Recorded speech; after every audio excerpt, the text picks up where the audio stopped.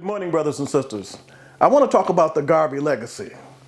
Our scripture this morning is from the book of Ecclesiastes, chapter 44, verses 1, 10, and 14. And it reads, "Now let us praise illustrious men, our ancestors in their generations. These were godly men, whose righteous deeds have not been forgotten.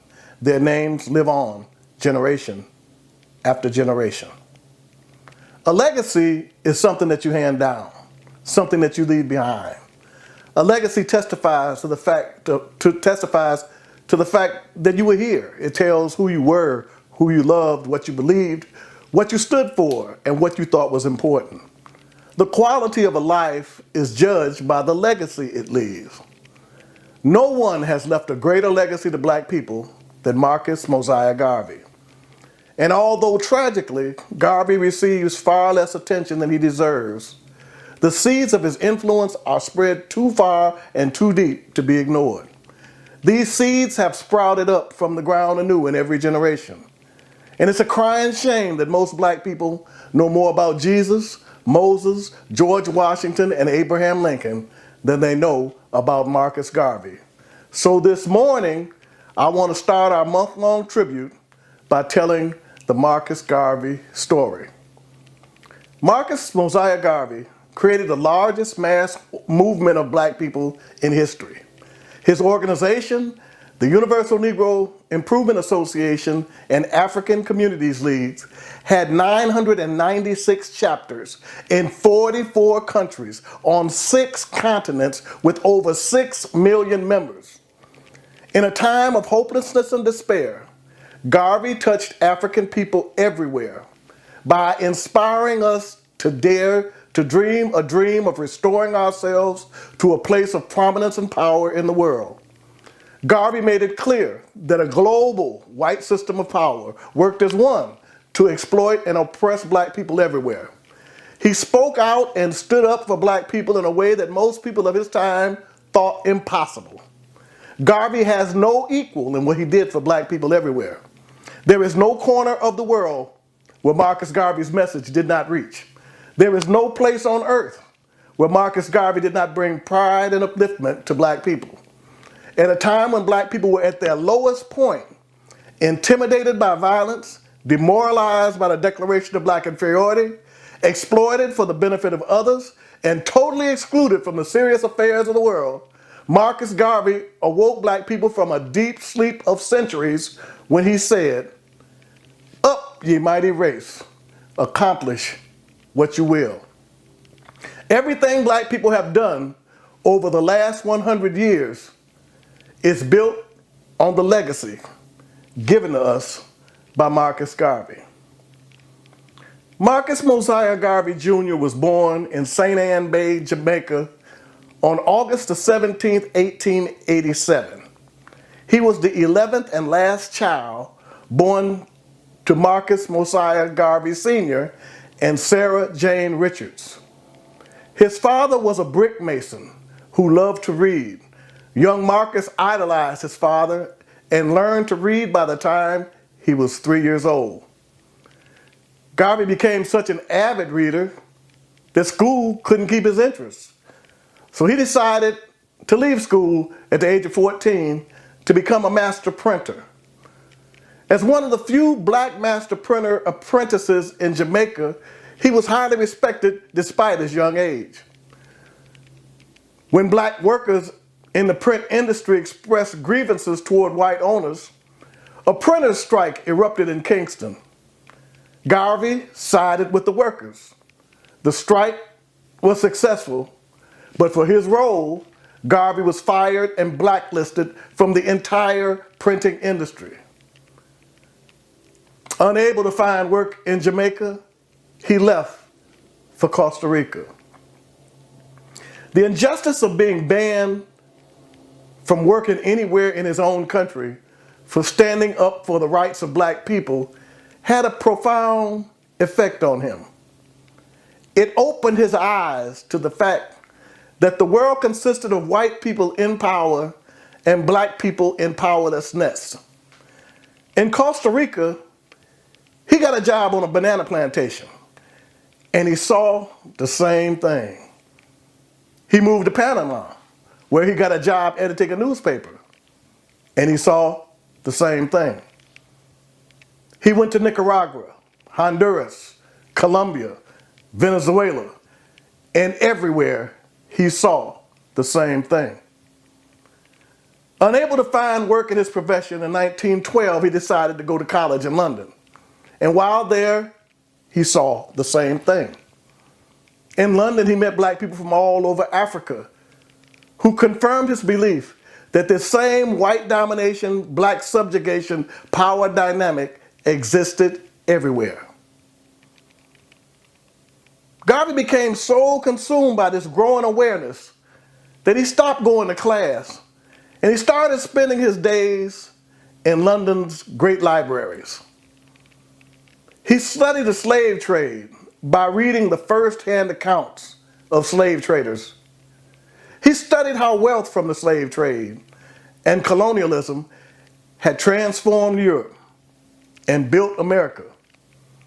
He read about how leaders of European countries had a meeting and carved up Africa like a pie, dividing it among themselves without an African in the room.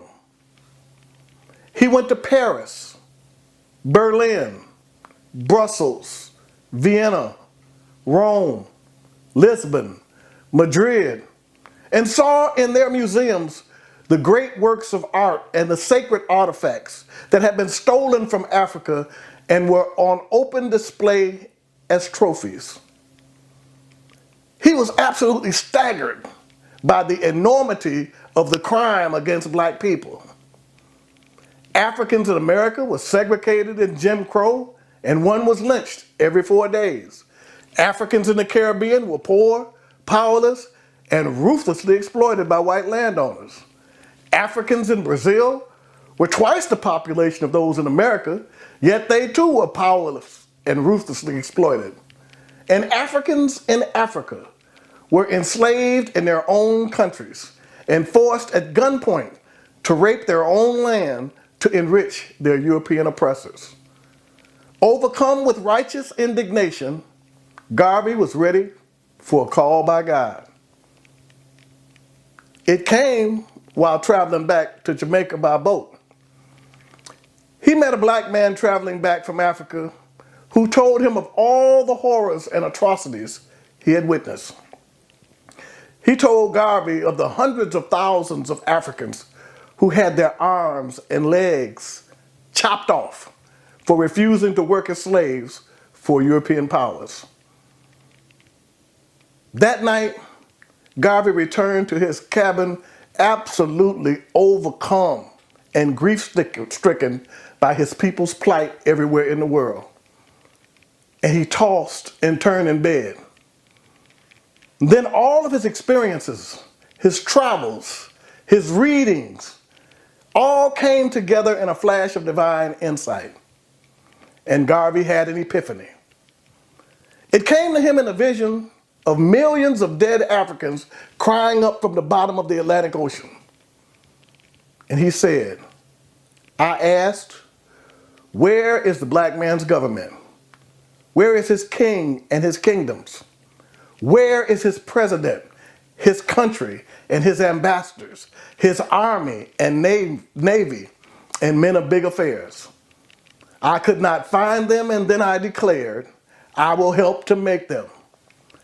I saw before me then, even as I do now, a new world of black men, not peons, serfs, dogs, or slaves, but a nation of sturdy men, making their impression upon civilization and causing new light to dawn on the human race. Garvey arrived in Jamaica, and when he got there, he immediately established the Universal Negro Improvement Association on July 15th, 1914. He said, the purpose of the association is to unite the Negro peoples of the world into one great body and to establish a country and government of their own. Garvey began writing to Booker T. Washington. They became friends through letters. Garvey was inspired by Washington to start a Jamaican Tuskegee, a technical school. He arrived in America a year later for a 5-month fundraising tour. But before he arrived, Booker T. Washington died. So Garvey traveled throughout the United States and Canada, speaking, making contacts, and spreading his ideas. Garvey had been a student of public speaking since his days in England. And as he traveled around the United States, he went to hear and consult with the great black preachers in America. When he returned to New York in 1917, he had become a dynamic speaker. Garvey began to attract a following with street corner messages delivered from a soapbox under streetlights in Harlem. By 1918, he moved his headquarters from Jamaica to Harlem, New York. In just 2 years, he had branches across the United States, in Canada, in the islands, and in Central and South America, in addition to West Africa and England. Marcus Garvey had in 2 years become the best known, most loved, most hated, most feared, and most inspiring black man in the whole world. Now you may ask, how could it happen that fast? Well, the sudden and meteoric rise of the Universal Negro Improvement Association was due to many factors. Garvey actually chose an ideal time to jump into the ocean of black unhappiness. First, the South had basically recreated slavery in the conditions of Jim Crow. As a result, black people were every bit as enslaved in 1920 as they had been before the Civil War. Locked in an airtight cage of oppression and poverty, black agrarian peasants had never been within a few miles of where they were born. They didn't know anything about anything. But then World War I broke out. The United States needed black men to serve in the army. So black field hands were trained, sent to Europe, and given permission to kill white people. Black soldiers enjoyed their work so much, they received more battlefield decorations than any other soldiers fighting in World War I on either side. In Paris, they were hailed as liberators and treated with respect and undying gratitude. White Americans were shocked when grateful French citizens treated black people like people, kissing, dancing, eating with, violating every principle of American Jim Crow system of racial apartheid. Back in the United States, white Americans had a nervous breakdown at the sight of black soldiers with guns parading through the streets of Harlem and receiving a hero's welcome home. But when the war was over, white Americans were determined to force black people back into the cotton fields and back into the sharecropping shack. When soldiers arrived back home proudly displaying their uniforms and medals, they were beaten and whipped. And if they had their uniforms on after a couple of days home, they were lynched in them. Black people felt a great sense of betrayal because they had been encouraged, actually promised, to participate in the war by the promise that saving democracy in Europe would mean better conditions at home. Another factor contributing to the UNIA's rapid rise was that black migrants that decided not to return to the South became disillusioned with life in northern cities. They missed their family and friends and churches and found fellowship in the Liberty Halls of the Universal Negro Improvement Association. Another factor in Garvey's rapid rise was the fact that the Ku Klux Klan, the largest civic organization in America, North and South, enthusiastically accepted the mission to terrorize black people back into servitude. So in a show of force, the robed invisible empire defiantly marched through the streets of Washington, D.C., right past the White House, 125,000 strong, even though their parade permits were denied.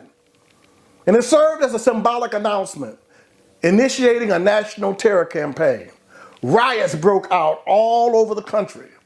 Chicago, Illinois, Rosewood, Florida, Tulsa, Oklahoma, Elaine, Arkansas, Forsyth County, Georgia. In more than 100 cities, violence erupted. The difference this time was that black people were fighting back. Soldiers who had been used to fighting abroad were now willing to fight at home. And this made black people ripe for Garvey's message of black defiance, pride, and unity. Black people everywhere felt they had nothing to lose, especially since colonialism was at its height and there was not one free black country in the whole world.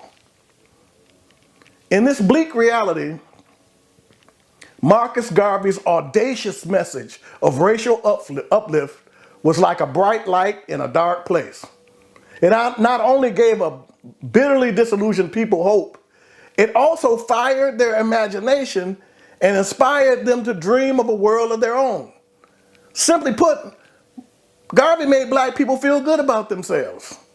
His passion for black possibilities was contagious. He said, "I shall teach black people to see beauty in themselves. And I am but a forerunner of a people that will never go back to sleep." Garvey presented the first comprehensive plan for Pan-African empowerment ever. His message was based on three principles: race first, self-reliance, and nationhood. Race first meant that black people had to put our own group self-interest first. Self-reliance meant that black people had to believe that we are endowed by God with everything we need to flourish in the world. We don't need help from anybody. Nationhood meant that wherever black people are in the world, we are one people. We are all Africans. The country we live in or the language we speak is only a matter of where the slave ship stopped. We must liberate Africa from all foreign domination and create a powerful government that can protect all black people in the world, wherever they are. With this message of racial uplift, the Universal Negro Improvement Association absolutely exploded. By 1919, Garvey had 2 million members. By the time of the first international convention in New York in 1920, they had 4 million members. By 1923, the Universal Negro Improvement Association had 6 million members. Garvey was elected His Excellency, the Provisional President of Africa. Liberty halls were established in every city where Garvey members gathered daily for lectures and services and programs and fellowship. Each member paid 50 cents a week dues, which equals $6 a week today. They developed a Negro Factories Corporation with a clothing factory, grocery stores, restaurants, trucking lines, printing factories, a doll factory, and employed more than 1,000 people. Garvey's newspaper, The Negro World, recalled the glories of our African past to black people who heard them for the first time. It told of brilliant accomplishments, acts of heroism, daring leaders of slave rebellions. The paper was published in English, French, and Spanish. The Negro World became the largest circulating black newspaper in the world, and it was banned in many countries with a penalty of 5 years in prison for possessing it. In French Africa, the penalty for possessing it was life imprisonment. Jomo Kenyatta, the first president of Kenya, said in 1921, "Kenyan nationalists unable to read would gather around a reader of Garvey's newspaper, The Negro World, and listen to an article 2 or 3 times. Then they would run through the forest, carefully repeating the story to their countrymen, hungry for some doctrine that would lift them from their servile consciousness within which they lived." But Garvey's most ambitious economic venture was the Black Star Steamship Corporation. It mirrored the White Star Line of which the Titanic was a part. The Black Star Line traveled from the eastern United States to Haiti, Cuba, Jamaica, Costa Rica, Panama, and Brazil. Its intention was to provide jobs for black seamen, dignified accommodations for black travelers, provide a catalyst for black trade and commerce, but most importantly, to form a link between the black peoples of the world. Wherever the ships would dock, black people came from great distances to see black people's boat. It was a big thing. Churches would organize trips to see black people's boat. In 1920, Garvey bought 1 million acres of land in Liberia for the purpose of building a college, industrial plants, railroads, and shipping ports. He was building an infrastructure to turn Africa into an industrial power base. Garvey's program also called for thousands of black people with technical skill to immigrate to Liberia to build an African power base. Once that power base was built, from there they would spread out to liberate all of Africa. Garvey's message, vision, and momentum posed the most significant threat to the global white system of power since the Haitian Revolution. The colonial powers of Europe hated him because he was stirring up black people and making them difficult to control. White Americans hated him for being a threat to the white supremacy way of life that their power depended upon. The United Fruit Company, Carnegie Steel, Firestone Tires, and many more white corporations hated him for threatening their exploitive, blood-sucking enterprises all over the world. In other words, the whole white world was out to get Marcus Garvey. The United States government organized a Garvey Must Go campaign under the direction of J. Edgar Hoover. They even sent a paid assassin to Garvey's office who shot him in the leg and in the head. The colonial powers joined forces to put pressure on the Liberian government to prevent Garvey from getting a foothold in Africa. They forced Liberia to renege on the sale of 1 million acres to Garvey and sold it instead to the Firestone Tire Company. And Liberia never gave the UNIA back a dime. Marcus Garvey was condemned by the United States Justice Department as the most dangerous man in America. And as a young federal agent, J. Edgar Hoover made a name for himself by sabotaging Garvey. He devised a scheme to charge Garvey with mail fraud. He used government divers to sabotage Garvey's boats. They then charged that raising money for ships that were not seaworthy through the post system constituted mail fraud. Charges were brought against 45 members of the UNIA, but Garvey was the only one convicted. Even the white press complained that the trial was unjust, a sham. The judge gave Garvey the maximum sentence allowable. He entered the Atlanta Federal Penitentiary on a 5-year sentence in 1925.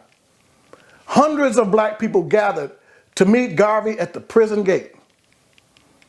They were crying in a pouring rain as he was taken into custody. And they sang, "God bless our president." The sight of the leader of the Pan-African world being led away in handcuffs was heartbreaking. Garvey stayed in jail until 1927, when a petition campaign raised millions of signatures. President Calvin Coolidge was in trouble, and he was concerned about his re-election.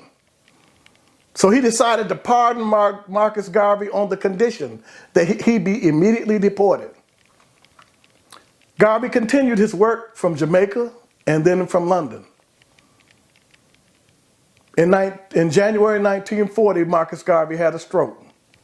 Then in June, he died, penniless, in London. As soon as the word went out of Garvey's death, immediately a massive propaganda campaign began to destroy the work, organization, reputation, and legacy of Marcus Garvey. They claim Garvey stole black people's money. Black people were made to feel like fools for ever believing in Garvey's vision. He was called a charlatan who tricked gullible black people into unrealistic fantasies of becoming more than they were capable of being. One white comedian made a career out of ridiculing Garvey's dream of a nigger empire. They mischaracterized Garvey's program as trying to take all black people back to Africa. One of the great propaganda campaigns of all time was waged to erase Garvey's legacy, to strike his name from history, and remove him from the memory of future generations. But truth crushed to the ground will rise again. And if the quality of a life is judged by the legacy it leaves, then no one has left a greater legacy to black people than Marcus Garvey. His legacy has shown up in every black liberation organization in the world. In his 1957 autobiography, Dr. Kwame Nkrumah, the first president of Ghana, whose dream was to create a United States of Africa, said, "Of all the literature I studied, the book that did more to fire my enthusiasm was the philosophy and opinions of Marcus Garvey." That is the Garvey legacy at work. The Garvey legacy was at work. It is at work. It's still at work. It was at work when two of his followers, Earl and Louise Little, met at a UNIA function, got married, hosted Garvey at their home, and gave birth to Malcolm X. The Garvey legacy was at work when a young Georgia native, Elijah Poole, a member of Garvey's security forces, became Elijah Muhammad and established the Nation of Islam. The Garvey legacy was at work when Garveyite Timothy Drew became Noble Drew Ali and founded the Moorish Science Temple. The Garvey legacy was at work when a young Garveyite named George Baker became Father Divine and founded the International Peacemakers Movement. The Garvey legacy was at work in the explosion of the artistic expressions of the Harlem Renaissance and in the bold militancy of the new Negro movement.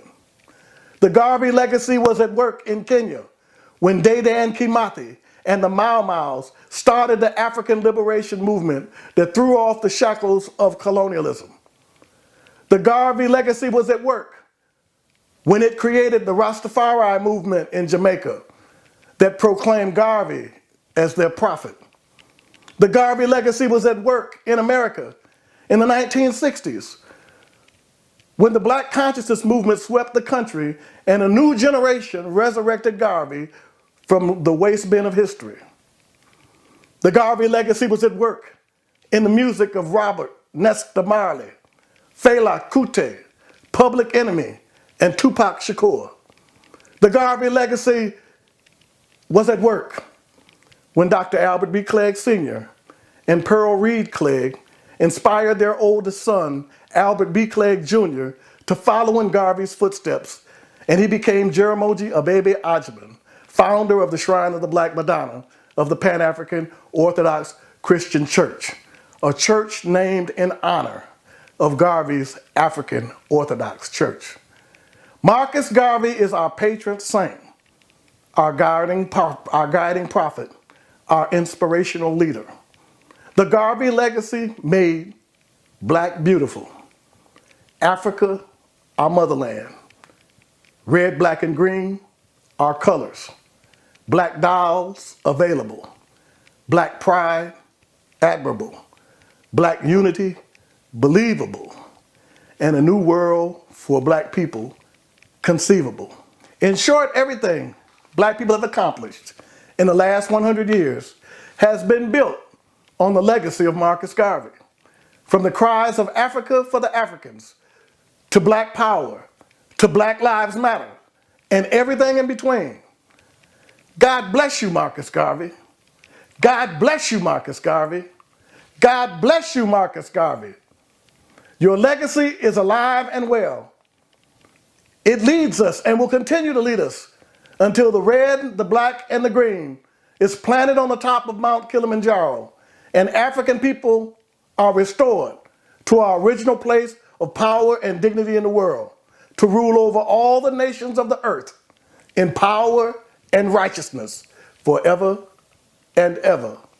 Amen and Ashe.